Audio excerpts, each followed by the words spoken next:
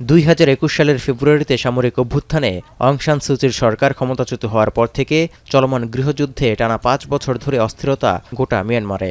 এর অবসানে 28 ডিসেম্বর সাধারণ নির্বাচনের পথে এগুচ্ছে জান্তা সরকার। তবুও ভরসা রাখতে পারছেন না বেশিরভাগ সাধারণ মানুষ। বরং নির্বাচন যতই ঘনিয়ে আসছে ততই অনিশ্চয়তার পাল্লা আরও ভারী হচ্ছে বলে মনে করছেন অনেকেই।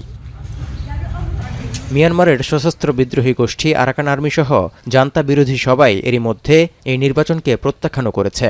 এমনকি এটিকে সামরিক শাসনের নতুন কূটকৌশল হিসেবেও দেখা হচ্ছে, যার কারণে রাখাইনে আরাকান আর্মি নিয়ন্ত্রিত এলাকাগুলো পুনর্দখলে লড়াইও অব্যাহত রেখেছে জান্তা বাহিনী।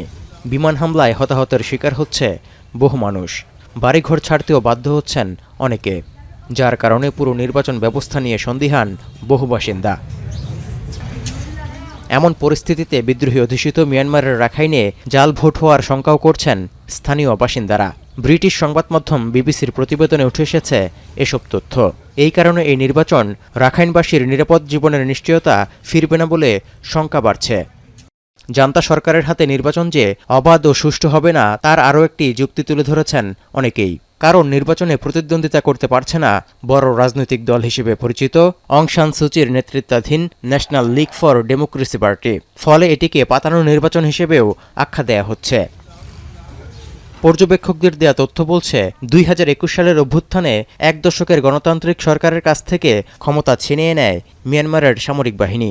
দেশটিতে গৃহযুদ্ধ শুরু হওয়ার পর থেকে সশস্ত্র বিদ্রোহী গোষ্ঠীগুলোকে প্রতিহত করতেও বছরের পর বছর ধরে বিমান হামলার তীব্রতা বাড়িয়ে যাচ্ছে জান্তারা।